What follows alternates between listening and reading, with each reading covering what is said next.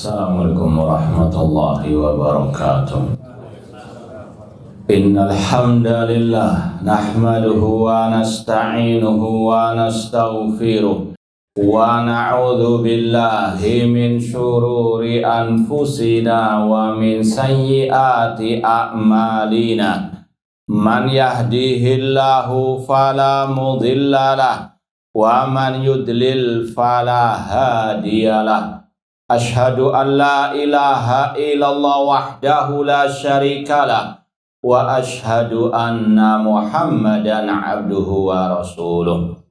Ya ayyuhalladzina amanu taqullaha haqqa tuqatih wa la tamutunna illa wa antum muslimun.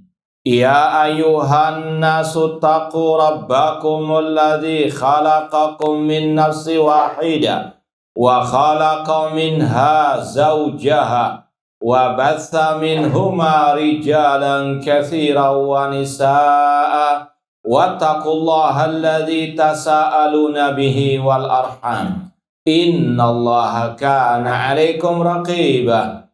Ya ayyuhalladzina amanu taqullaha wa qulu qawlan sadida yuslih lakum a'malakum wa yaghfir lakum dhunubakum wa may yuti'illaha wa rasulahu faqad faza fawzan 'azima. Amma ba'd, fa inna asdaqal hadithi kitabullah wa khairal hadi Muhammadin sallallahu alaihi wasallam wa syarrul umuri muhdatsatuha wa kullu muhdatsatin bid'ah wa kulla bid'atin dhalalah wa kulla dhalalatin finnar. Ma'asal muslimin, ikhwani fillah wa akhwati, bapak-bapak, ibu-ibu, saudara-saudari rahmani wa rahimakumullah. Alhamdulillah, segala puji bagi Allah Subhanahu wa taala yang mempertemukan kita kembali dalam kajian kitab Ushulus Sunnah oleh Al-Imam Al-Humaidi, guru dari Imam Al-Bukhari rahimahumullahu ta'ala. Semoga Allah subhanahu wa ta'ala senantiasa memberikan kepada kita keistiqomahan dalam belajar akidah salaf dan berpegang teguh dengannya sampai akhir hayat kita nanti. Sekarang kita sampai pada poin yang kedua. Al-Imam Al-Humaidi rahimahullah berkata, annal imana qaulun wa amalun yazidu wa yanqus. Bahwasanya iman adalah ucapan dan perbuatan, bisa bertambah dan bisa berkurang. Ini adalah salah satu poin akidah Ahlus Sunnah yang hampir ada dalam semua kitab-kitab akidah salaf, akidah Ahlus Sunnah wal Jamaah. Ini adalah hal yang sangat penting untuk dipahami oleh setiap muslim dan muslimah, yaitu bahwasanya iman harus terangkai dari ucapan dan perbuatan. Nanti akan disampaikan dan ditambah pula dengan al-i'tiqad, keyakinan.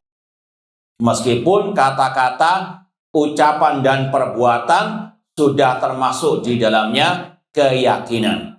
Intinya, kata para ulama, iman harus ada ucapan dan perbuatan. Ucapan di sini mencakup ucapan lisan dan ucapan hati. Perbuatan juga sama, ada perbuatan lisan dan perbuatan hati, perbuatan anggota badan. Ini adalah definisi iman menurut ulama Ahlus Sunnah wal Jamaah. Adapun dalil tentang hal ini sangat banyak sekali dalam Al-Quran ataupun hadis Rasul SAW. Contoh misalnya iman harus dengan ucapan. Sebagaimana firman Allah, Qulu amanna billahi wa ma unzila ilaina. Dalam surat Al-Baqarah 136 yang artinya katakanlah, amanna billah, kami beriman kepada Allah. Iman harus diucapkan dengan al-lisan. Rasul mengatakan, umirtu an uqatilan nas hatta yaqulu la ilaha illallah. Aku diperintah, yaitu oleh Allah Subhanahu wa taala, untuk memerangi manusia sampai mereka mengucapkan la ilaha illallah.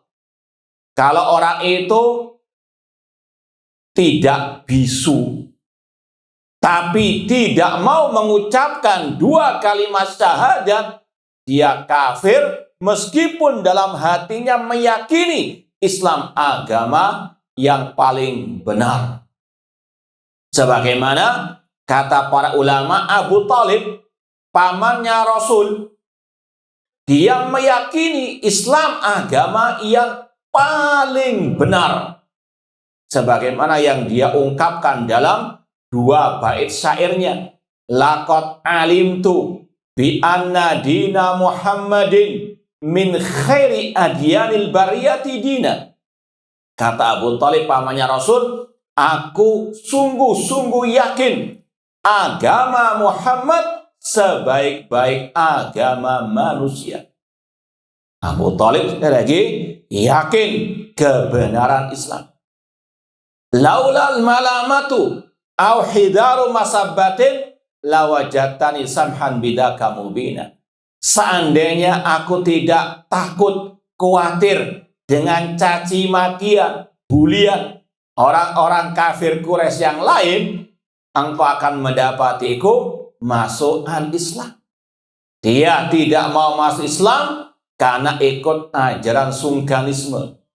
Ya, sungkan, tidak enak dengan orang-orang kafir JS, Abu Lahab dan seterusnya. Sampai ketika Rasul mendiktenya, menyerunya masuk Islam di kala detik-detik terakhir dalam keadaan mau meninggal dunia, ya ammi kul kalimatan uhajulaka biha indallah, wahai pamanku, ucapkan kalimat tauhid la ilaha illallah yang aku akan membelamu di sisi Allah. Namun orang-orang kafir Quraisy yang lain membisikkan juga, atarghabu an millati Abdul Muttalib, apakah engkau tidak mau dengan ajaran nenek moyangmu, yaitu Abdul Muttalib, agama syirik?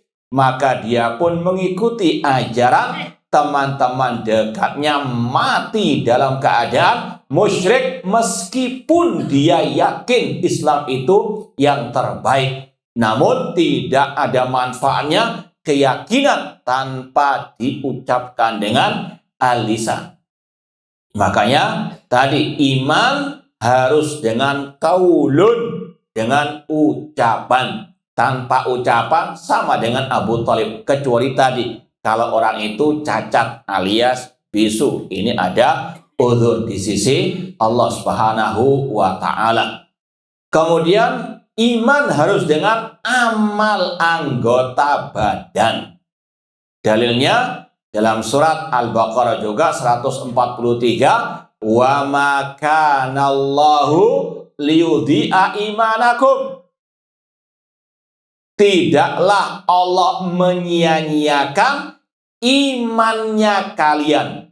Sepakat ulama tafsir menyatakan kata-kata iman kalian di situ maknanya sholatnya kalian.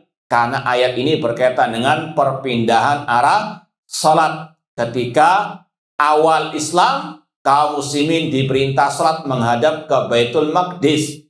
Kemudian terjadi perpindahan arah kiblat ke Masjid Al-Haram. Sebagian sahabat bertanya, bagaimana nasib sholatnya para sahabat-sahabat mereka yang terlebih dahulu meninggal dunia sebelum sholat menghadap ke Baitullahi Al-Haram. Maka Allah turunkan ayat ini. Allah tidak menyia-nyiakan imannya kalian. Yang dimaksud adalah sholat kalian. Sholat adalah amal anggota badan.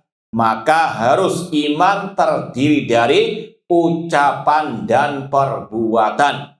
Makanya tidak benar sama sekali kalau ada seorang muslim muslimah diperintah untuk melaksanakan amal ibadah dengan anggota badannya, kemudian berdalih, beralasan, yang penting hatinya baik. Ini tidak benar sama sekali. Disuruh sholat, kemudian mengatakan gak penting sholat, yang penting hatinya baik.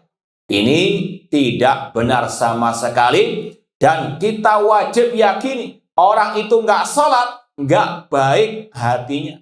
Dari mana kita tahu? Dari sabda Rasulullah SAW, inna fil jasadi mudghatan idza saluhat saluhal jasadu kullu wa idza fasadat fasadal jasadu kullu ala wahyal qalb. Ketahuilah, dalam diri seseorang ada segumpal daging. Kalau baik, baik semua anggota tubuhnya. Namun kalau jelek, jelek semua anggota tubuhnya. Itulah hati. Kalau hati baik, pasti perbuatannya juga akan baik. Kalau perbuatannya tidak baik, maka pasti hatinya tidak baik. Perempuan disuruh berjilbab, kemudian beralasan yang penting hatinya baik. Ini tidak benar sama sekali. Kalau dia tidak berjilbab, hatinya tidak baik. Rasul yang mengatakan demikian.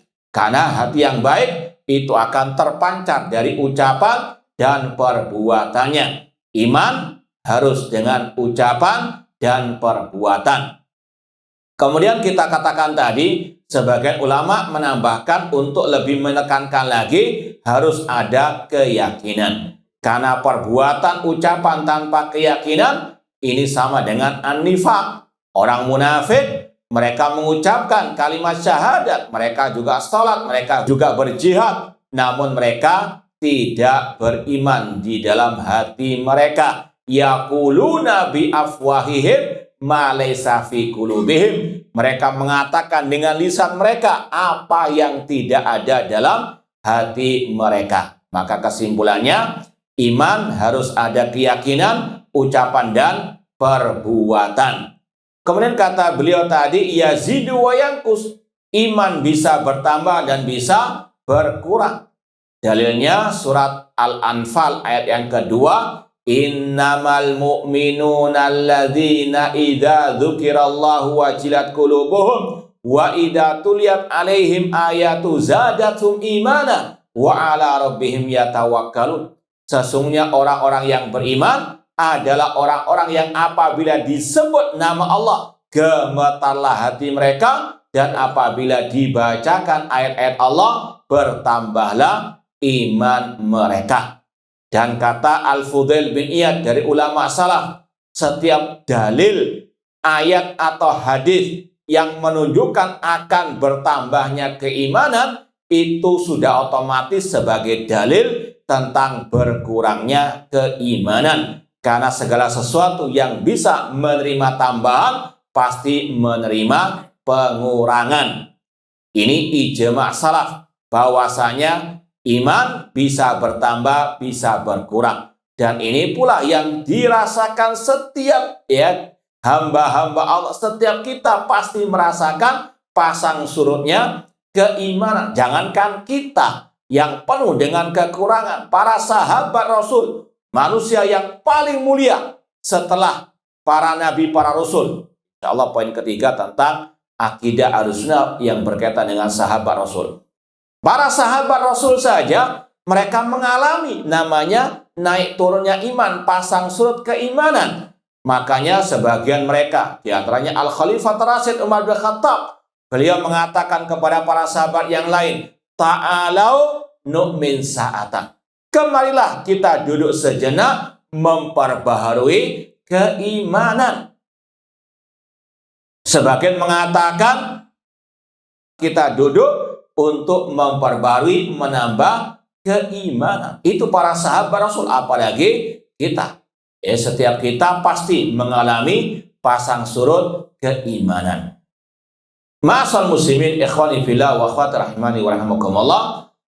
Dua pembahasan ini, masalah iman adalah ucapan, perbuatan, dan juga keyakinan. Iman bisa bertambah, berkurang. Ini disebut oleh para ulama dalam kitab-kitab akidah, karena di luar sana banyak kelompok-kelompok yang menyimpang dalam hal ini.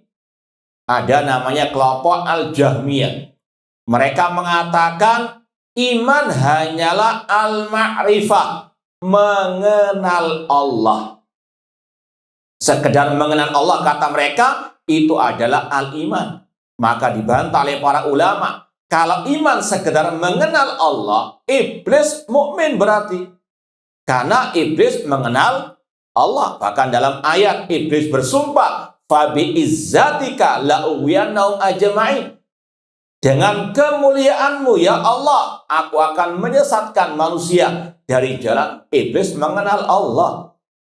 Namun, apalah artinya mengenal Allah tanpa tadi ucapan dan perbuatan serta keyakinan yang berkaitan dengan iman kepada Allah Subhanahu wa Ta'ala. Itu definisi sesat tentang iman yang dikatakan oleh kelompok Al-Jahmiyah. Ada lagi kelompok yang namanya Al-Karramiyah. Mereka mengatakan iman adalah an-nutqu bil lisan. Iman itu cukup dengan mengucapkan di lisan. Maka dibantah oleh para ulama dengan mengatakan kalau iman sekedar ucapan di lisan, orang munafik mukmin. Sebagaimana Allah katakan, "Idza ja'akal munafiquna qalu nashhadu innaka la rasulullah." Apabila datang kepadamu orang-orang munafikin, mereka mengatakan, "Nasyhadu, kami bersaksi engkau adalah utusan Allah." Namun Allah mendustakan orang munafik tersebut. Tidak ada artinya iman kalau tidak diyakini dalam hati, hanya sekedar ucapan di lisan. Kemudian ada pula definisi lain dari kelompok Asy'ariyah yang mengatakan iman adalah at-tasdiq, hanya membenarkan saja. Kata para ulama, kalau iman sekedar at-tasdiq, membenarkan, apa bedanya dengan Abu Thalib tadi, membenarkan dengan hati kalau tidak diucapkan dengan lisan, tidak ada manfaatnya. Ada lagi kelompok namanya Al-Murji'ah yang mengatakan iman hanyalah ucapan dan keyakinan. Kata mereka, ucapan dan keyakinan itu sudah cukup sebagai bentuk keimanan. Maka dibantah oleh para ulama dengan dalil ayat yang kita baca tadi, surat Al-Baqarah 143, yaitu wa ma kana Allah liyudhi'a imanakum. Dan Imam Al-Bukhari, kalau antum baca kitab Sahih Bukhari, ada kitab namanya Al-Iman. Ada kitab sholat, kitab ilmu, kitab jihad, ada namanya Kitabul Iman. Di situ banyak Imam Bukhari membantah kelompok Murji'ah. Ada kata-kata al-jihad minal iman, jihad bagian daripada al-iman, amalan ini bagian daripada iman. Kata para ulama, Imam Bukhari, ya muridnya Imam Humaydi di sini, beliau mencantumkan bab tersebut dalam kitab Sahih Bukhari, membantah kelompok Murji'ah yang mengeluarkan amal daripada al-iman. Dan ajaran-ajaran seperti ini jangan dikira sudah punah. Bukan hanya pada zaman Imam Bukhari, Imam Humaydi yang wafat tahun 219 Hijriah. Sampai detik ini ajaran-ajaran ini masih bergentayangan di tengah-tengah kaum al-muslimin. Mungkin kita pernah mendengar sebagian orang tadi ketika disuruh berjilbab, disuruh untuk sholat, yang penting hatinya baik. Ada namanya Islam, kalau dikatakan disuruh sholat, puasa, zakat, yang penting iling. Yang penting apa? Ingat kepada Allah. Itu cukup, kata mereka, sebagai bentuk na'udzubillahi min dzalik. Ini sekali lagi kesesatan yang harus disampaikan kepada umat agar mereka tahu Islam mengajarkan bahwasanya iman itu harus dengan keyakinan, ucapan, dan perbuatan. Kemudian iman itu bisa bertambah, bisa berkurang.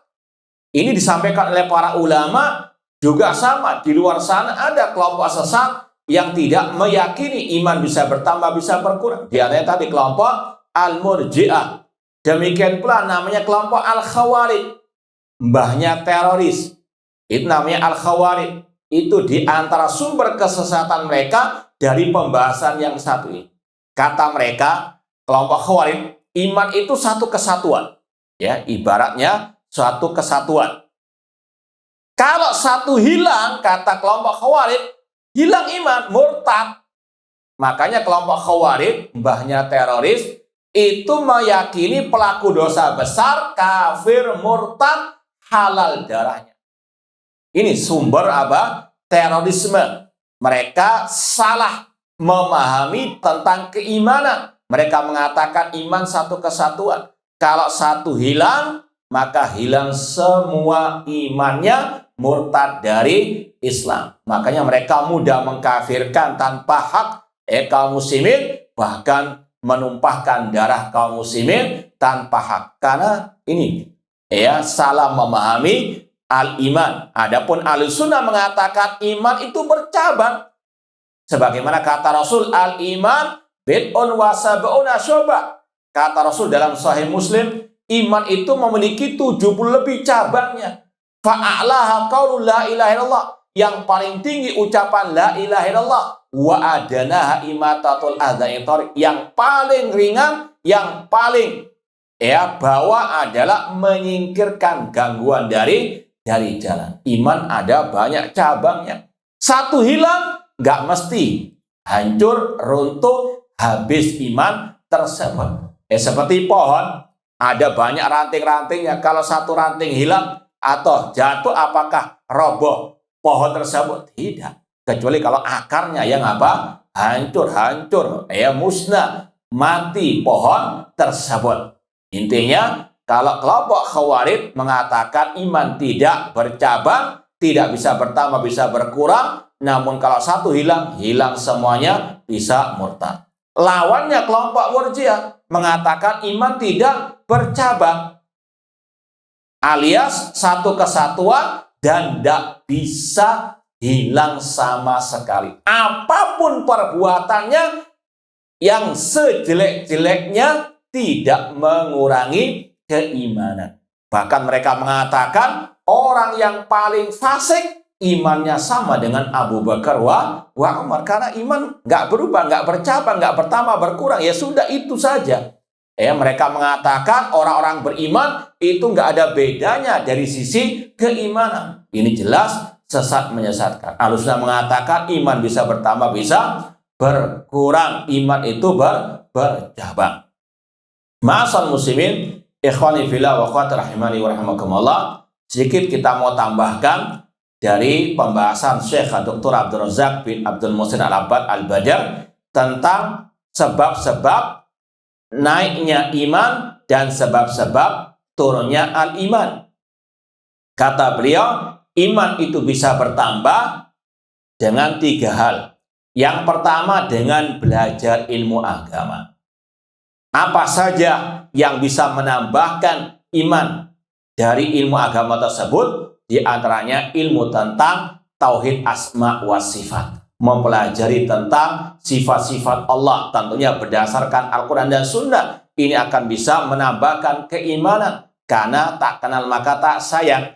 Maka kalau kita mau betul-betul mengenal Allah, mencintai Allah, harus pelajari nama-nama dan sifat-sifat Allah. Kemudian di antara ilmu yang bisa menambahkan keimanan, kata beliau, ilmu yang berkaitan dengan Al-Quranul Karim. Mempelajari ayat-ayat Al-Quran, mentadaburinya sesuai dengan pemahaman para as-salafus saleh. Kemudian ilmu yang bisa menambahkan keimanan juga, ilmu tentang keistimewaan dan kebaikan-kebaikan al-Islam. Tentang ciri khas Islam yang jauh berbeda dengan agama-agama kekafiran. Kemudian di antara ilmu yang bisa menambahkan keimanan, ilmu tentang sirah an-nabawiyah, sejarah Nabi Shallallahu Alaihi Wasallam. Kemudian yang kedua, di antara hal yang bisa menambahkan keimanan, mentadaburi makhluk-makhluk ciptaan Allah Subhanahu wa Ta'ala. Allah mengatakan, inna fi khalqis samawati wal ardi wa ikhtilafil laili wan nahar la ayatin liulil albab. Sesungguhnya dalam pencipta langit dan bumi, pergantian malam dan siang, ada tanda-tanda kekuasaan Allah bagi orang-orang yang berakal. Allah juga berfirman, wa fi anfusikum afala tubsirun, dan di dalam diri kalian, tidakkah kalian mau merenungkannya? ujung rambut kita sampai ujung kaki kita adalah nikmat dari Allah. Itu adalah kenikmatan yang Allah berikan kepada kita yang wajib untuk kita mensyukurinya. Kemudian yang ketiga, di antara hal yang bisa menambahkan keimanan adalah beramal as-saleh. Baik amalan hati, amalan lisan, ataupun amalan anggota badan. Ini 3 hal yang bisa menambahkan keimanan. Belajar ilmu agama, mentadaburi tanda-tanda kekuasaan Allah dari makhluk-makhluknya, dan yang ketiga, banyak beramal as-saleh. Kemudian kata Syekh Abdul Razak, ini ringkasnya, sebab turunnya keimanan itu ada 2. Sebab dari diri orang itu sendiri, faktor intern, dan yang kedua sebab dari luar, faktor ekstern. Adapun faktor dari dalam diri orang itu yang bisa mengurangi keimanannya, al-jahlu biddin, kejahilan tentang agama. Orang yang nggak paham agama, ini bukan hanya bisa menurunkan imannya, bahkan bisa merusak dan menghilangkan keimanannya. Tidaklah perbuatan syirik, perbuatan kufur, kecuali di antara sebab utamanya kejahilan manusia terhadap agama Allah. Makanya Islam sangat menganjurkan, mewajibkan kaum muslimin untuk belajar tentang agamanya. Agama Islam yang berdasarkan Al-Quran dan Sunnah dengan pemahaman para as-salafus saleh. Kemudian faktor dari dalam orang itu yang bisa mengurangi keimanannya adalah kelalaian. Seperti yang Allah firmankan, fawailul lil musallin alladzina hum an salatihim sahun. Kecelakaan bagi orang-orang yang sholat, yaitu yang lalai dari sholatnya. Lalai tentang waktu sholat. Iya sholat, tapi di luar waktunya. Atau lalai dari rukun-rukun sholat. Orang sholat namun tidak tumaknina, cepat-cepatan sholatnya. Maka apa? Tidak sah sholatnya. Maka fawailul lil musallin. Kemudian faktor yang bisa mengurangi iman seorang hamba dari dalam orang itu sendiri yang ketiga, yaitu an-nafsu al-ammaratu bisu. Jiwa yang ada dalam diri orang itu yang menyeru kepada kejelekan. Dan yang keempat, dari faktor intern orang itu yang bisa mengurangi keimanannya adalah al-maksiyah. Maksiat ini menurunkan, melemahkan, mengurangi keimanan. Sebagaimana kata para ulama, yazidu bit ta'ah wa yanqus bil maksiyah. Iman bertambah dengan ketaatan, berkurang dengan kemaksiatan. Dan setiap kita pasti merasakan akan hal ini. Semakin banyak ketaatan yang kita lakukan, semakin bertambah iman kita. Namun kalau kita sudah jatuh ke dalam maksiat, semakin melemah. Kalau kita nggak bertobat, tidak memperbaiki diri, semakin jauh dari keimanan. Contoh yang paling konkret, di bulan Ramadan, semakin banyak ketaatan yang dilakukan oleh kaum muslimin, iman itu luar biasa bertambahnya. Namun kalau sudah masuk Idul Fitri, sudah banyak makan, kumpul dengan yang bukan mahram, banyak maksiat, naudzubillah min dzalik, berkurang. Naudzubillah min dzalik. Intinya ini akidah yang wajib diyakini dan wajib untuk tadi diintrospeksi. Kalau berkurang harus dinaikkan. Karena memang sunatullah. Ada naik turunnya iman, pasang surut keimanan. Ini suatu yang tabiat manusia. Namun sebagaimana kata Rasul, kullu bani adam khata' wa khair khata'ina at-tawwabun. Setiap manusia pasti berbuat kesalahan. Bukan masalahnya salah atau tidak salah. Namun yang paling penting kata Rasul, wa khair khata'ina at-tawwabun. Sebaik-baik yang berbuat salah, yang bertobat. Orang yang bertakwa itu bukan orang yang nggak pernah salah. Orang yang bertakwa itu bukan orang yang nggak pernah berbuat maksiat. Namun sebagaimana firman Allah, walladzina idza fa'alu fahishatan aw dzalamu anfusahum dzakarullah wastaghfaru lidzunubihim. Orang-orang yang bertakwa cirinya adalah orang-orang yang apabila mereka jatuh ke dalam kekejian, kemaksiatan, atau mendolimi diri mereka, mereka langsung ingat kepada Allah dan mereka bertobat kepada Allah Subhanahu wa Ta'ala. Itu 4 sebab turunnya keimanan dalam diri orang itu: kejahilan, kelalaian, jiwa yang menyuruh kepada kejelekan, dan maksiat yang dilakukan oleh orang itu. Kemudian yang kedua, faktor dari luar orang itu yang bisa mempengaruhi keimanannya. Yang pertama kata Syekh Abdul Razak, yaitu gemerlapnya dunia atau fitnah dunia. Rasul mengatakan, "Fawallahi mal faqru akhsha alaikum." Demi Allah, kata Rasul, bukanlah kefakiran, kemiskinan yang aku khawatirkan atas kalian. Walakin akhsha antu besata alaikumud dunya. Namun yang aku khawatirkan kalau dunia itu dibentangkan kepada kalian. Fatanafasuha, lalu kalian pun berlomba-lomba menggapai dunia tersebut. Fatuhlikukum kama ahlakathum, maka dunia itu akan membinasakan kalian sebagaimana dunia membinasakan orang-orang sebelum kalian.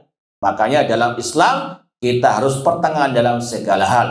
Dunia bukan tidak boleh dicari, bukan dibebaskan begitu saja, namun Islam memberikan pondasi bagaimana menyikapi dunia. Yang pertama, wajib seorang muslim meyakini wal akhiratu khairun wa abqa. Akhirat lebih baik dan lebih kekal. Wa bataghi fima atakallah darul akhirah wa la tansa nasibaka minad dunya. Kata Allah, carilah dari negeri akhirat yang kami anugerahkan kepada kalian, namun jangan lupa urusan dunia. Ini manhaj Al-Quran. Akhirat yang utama, dunia itu sampingan, jangan dibalik. Kan sebagian orang tua atau sebagian dari kaum muslimin kalau menasihati anaknya itu terbalik. Jadilah ya dokter, pejabat, pebisnis, tapi jangan lupa sholat. Yang pertama apa? Kejar dunia, tapi jangan lupa akhirat. Tapi kalau Al-Quran enggak. Cari akhirat, namun jangan lupa apa? Dunia. Makanya sebagian generasi kaum muslimin, luar biasa urusan dunia. Ya, tapi kalau lupa sholat ya sudah, namanya lupa.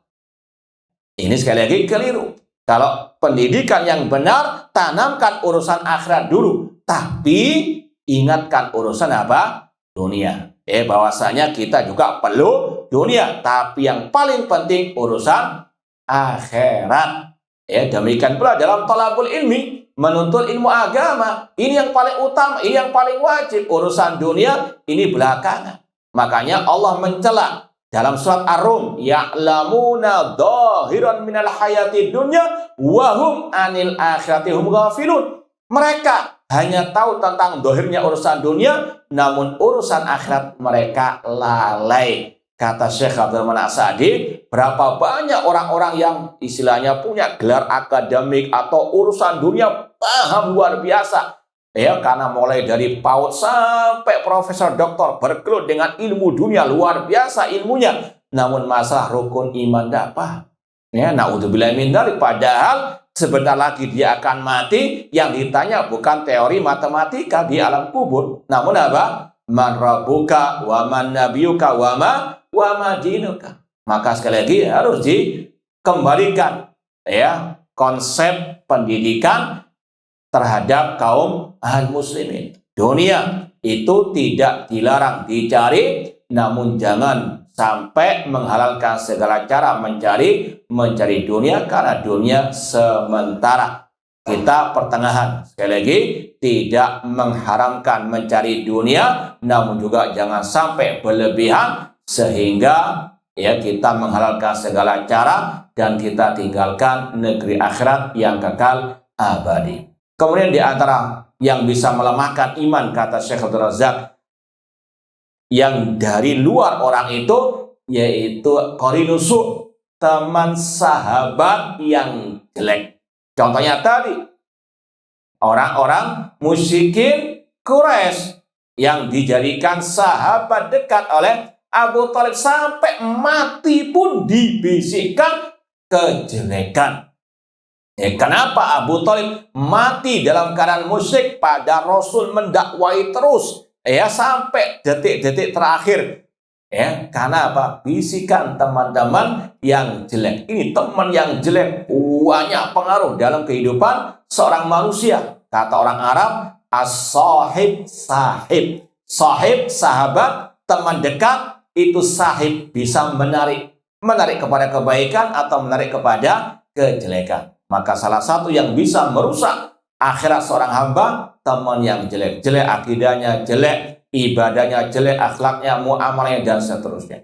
Kemudian yang ketiga, di antara faktor yang bisa menurunkan iman seorang hamba dari luar, yaitu asyaitan, setan, terutama dari kalangan al-jin. Ini juga bisa mempengaruhi iman seorang hamba. Innama ya'murukum bisu'i wal fahsya wa antakulu 'alallahi ma la ta'lamun. Sesungguhnya setan menyuruh kalian kepada kekejian dan kepada kemungkaran, dan untuk kalian berkata tentang agama Allah tanpa al-ilmu. Kita lanjutkan sedikit ucapan Imam Al-Humaydi, wala yanfa'u qaulun illa bi amal. Tidak bermanfaat ucapan kecuali dengan amal. Wala amal wa qaul illa bi niyah. Dan tidak bermanfaat amalan ucapan kecuali dengan niat. Seperti yang kita sampaikan tadi, tidak ada artinya ucapan perbuatan tanpa keyakinan.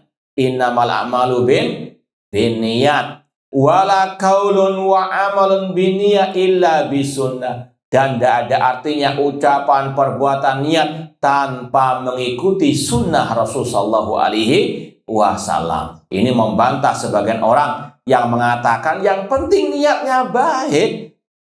Gak usah repot-repot harus mengikuti sunnah-sunnah. Yang penting niatnya baik. Tidak bisa, harus dengan mengikuti sunnah Rasul. Ini sama dengan 2 kalimat syahadat. Gak cukup mengucapkan asyhadu alla ilaha illallah untuk masuk Islam. Harus dengan apa? Wa anna Muhammadan Rasulullah. Gak cukup niat ikhlas. Harus dengan cara yang apa? Yang baik. Tidak ada cara yang baik dalam beragama kecuali dengan mengikuti Rasulullah SAW. Kalau ada orang misalnya sholat duhur 5 rakaat dengan sengaja, boleh tidak? Kan niatnya baik, tambah apa? Pahala. Dulu mungkin tidak pernah sholat, sekarang sudah mau usia 70 tahun tobat, sholatnya setiap sholat ditambah 1 rakaat. Niatnya ikhlas, boleh enggak? Itu sama dengan ibadah-ibadah yang lain, ritual-ritual ibadah yang lain. Islam sudah komplit, Islam sudah sempurna. Al-yauma akmaltu lakum dinakum. Maka tidak cukup hanya niat yang baik, harus dengan cara yang baik, yaitu mengikuti caranya Rasulullah SAW. Kalau niat yang baik, koruptor itu niatnya juga baik. Apa itu? Memberi nafkah kepada keluarga. Apa itu gak baik niatnya? Membahagiakan istri, apa nggak baik? Luar biasa itu, niatnya baik. Maka kalau Anda sekedar beralasan yang penting niatnya baik, jangan salahkan koruptor. Lebih dari itu, tadi kelompok teroris, mereka kan selalu meneriakkan jihad, meneriakkan tinggikan kalimat Islam. Niat mereka baik, bahkan mereka rela mati bom bunuh diri untuk apa? Demi perjuangan Islam. Niatnya baik. Apakah bisa dibenarkan? Tidak bisa. Niat yang baik harus dengan cara yang baik. Dan dalam Islam tidak ada cara yang baik dalam beribadah, dalam berakidah, kecuali dengan mengikuti sunnah Rasulullah SAW. Gimana? Fadhal, silakan. Assalamualaikum warahmatullahi wabarakatuh. Waalaikumsalam warahmatullahi. Terima kasih Ustaz telah menjabarkan pengajian siang ini. Semoga berkah untuk kita semua. Amin. Perkenalkan nama saya Irsyad. Pada kali ini saya akan bertanya pada Ustaz. Ada 2 poin yang saya tanyakan pada Ustaz. Pertama, ada salah satu permasalahan mungkin pada intinya satu tentang pinjaman uang ke bank. Kenapa saya bicarakan situ? Mungkin di luar konteks ya Ustaz ya. Boleh nggak Ustaz? Boleh nggak? Iya, silakan. Jadi tentang pinjaman itu poin aja langsungnya pertanyaan. Tentang pinjam uang ke bank. Karena saya merasa kadang-kadang ada ustadz yang berceramah di salah satu bank mengatakan wah itu boleh aja. Tapi kadang-kadang ada ustadz yang tidak berceramah di situ dilarang gitu. Jadi itu jadi sesama muslim kadang-kadang penceramah itu beda-beda pandangan. Ada yang berceramah, ustadznya yang berceramah di saja. Contoh, ya kadang-kadang biasa aja, itu nggak ada zaman Rasulullah kan ada uang dikata mengolah keuangan. Nah, jadi kan satu poin Ustaz. Tanya minta satu poin pertama itu saya minta penjelasan Ustaz. Iya. Kedua, satu dulu biar nggak lupa. Iya, yang pertama, seorang muslim kewajibannya senantiasa berpegang dengan sumber hukum agamanya. Apa sumber hukum agama Islam? Apakah pendapat ustadz, pendapat kiai, pendapat habib, atau pendapat tokoh agama? Tidak. Sumber agama adalah wahyu Allah, Al-Quran, dan sunnah Rasulullah SAW. Dan ini yang Rasul katakan, taraktu fikum amrayni lan tadillu ba'dahuma kitaballah wa sunnati. Aku tinggalkan kalian dua hal yang jika kalian berpegang teguh dengannya tidak akan tersesat selama-lamanya, kitabullah, Al-Quran, dan sunnahku. Apalagi dalam perselisihan di antara kaum muslimin. Seperti yang kita sampaikan tadi, Islam itu sudah komplit. Di antaranya bagaimana seorang muslim menyikapi perbedaan perselisihan pendapat tentang urusan agama. Allah sudah memberikan rambu-rambunya, aturannya. Surat An-Nisa 59, Allah berfirman, fa in tanaza'tum fi syai'in farudduhu ilallahi wa rasul in kuntum tu'minu billahi wal yawmil akhir. Jika kalian berselisih tentang suatu permasalahan agama, maka kembalikanlah kepada Allah. Kata Ibnu Katsir, kembalikan kepada Al-Quran dan kembalikan kepada Rasul, yaitu kepada sunnahnya Rasul Shallallahu Alaihi Wasallam. Ini prinsip, ini metode manhaj kita dalam menyikapi semua perbedaan, terutama dalam pembahasan agama, entah masalah akidah, masalah ibadah, masalah muamalah. Ini pondasi kita, kembalikan kepada Al-Quran dan sunnah Rasul Shallallahu Alaihi Wasallam. Nah, sekarang kita masuk kepada inti pembahasan masalah hutang piutang yang entah kepada siapa saja, entah kepada bank, bank siapa itu, entah namanya apa saja, entah itu namanya bank, namanya yayasan, nama bisa berganti-ganti. Sekarang kan ada pinjol juga kan, intinya kata Rasul Sallallahu Alaihi Wasallam dalam Sahih Muslim, az-zahabu bil-zahab wal fidda bil-fidda. Kata Rasul, tukar emas dengan emas, perak dengan perak. Kata Rasul, mislan bimislin yadan biyadin. Harus sama nominalnya dan harus tunai. Jadi sekali lagi, ini dalam masalah jual beli mata uang. Artinya harus betul-betul tahu aturannya. Ini contoh ya, masalah apa? Kalau lebaran, uang yang baru ditukar dengan yang lama, pasti ada apa? Selisih. Itu kata Rasul dilarang, harus sama dan harus tunai, yadan biyadin. Kemudian kata Rasul, man zada awistazada faqad arba. Dan barang siapa yang menambah dan yang minta tambahan, ini juga masuk dalam kategori utang piutang tadi. Siapa yang menambah, yang minta ditambahi ketika akad utang piutang atau tukar menukar uang tadi, faqad arba, maka dia jatuh ke dalam riba.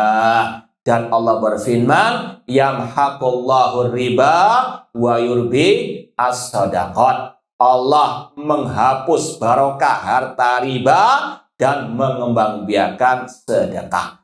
Maka sekali lagi, seorang muslim yang bijak, kalau misalnya tadi mendapatkan dua pendapat tadi, mana yang lebih berpegang dengan Al-Quran dan Sunnah, itulah yang berhak dikatakan yang hak. Adapun yang menyelisihinya pasti salah. kata Allah, famadza ba'dal haqqi illa dhalal. Tidaklah setelah kebenaran pasti kesesatan.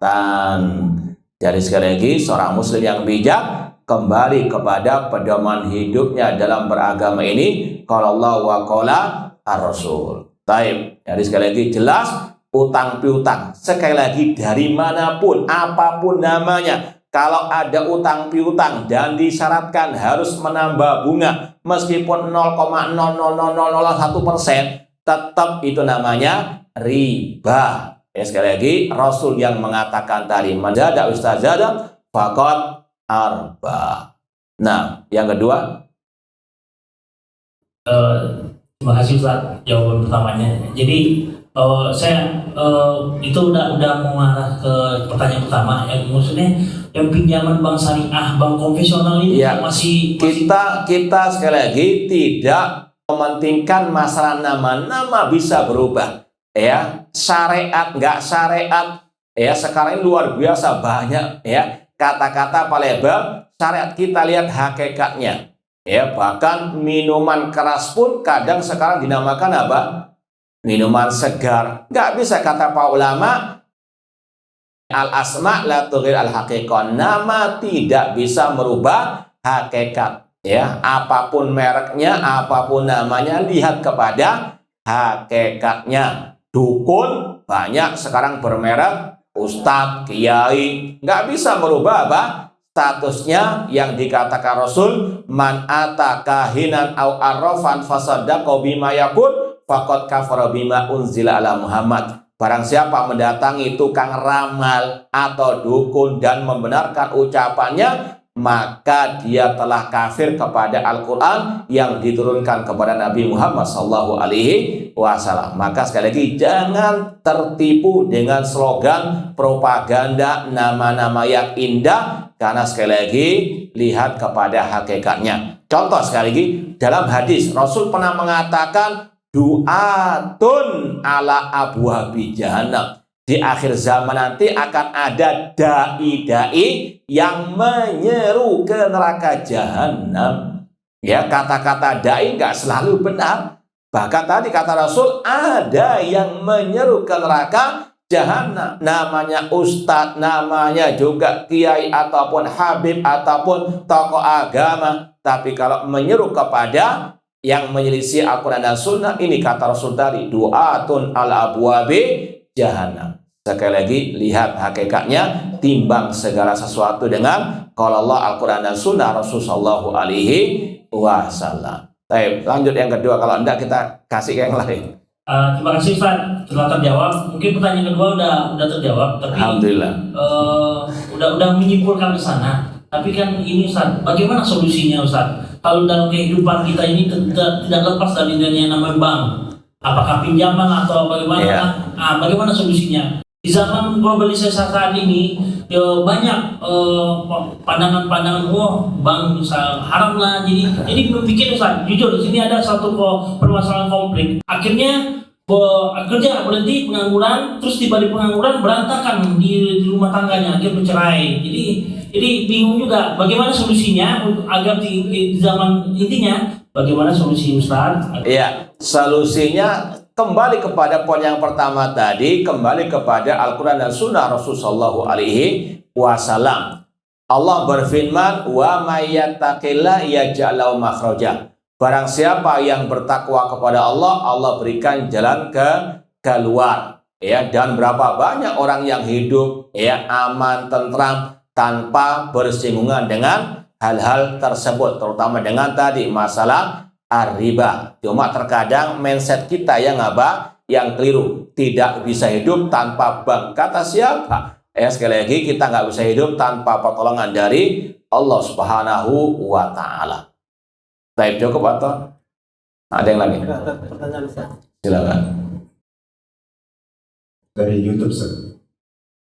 Bismillah, kaitannya ati Allah wa ati Rasul wa ulil amri minkum. Bagaimana pandangan syariat wacana seorang kepala daerah melakukan vasektomi untuk keluarga penerima manfaat, mohon penjelasannya.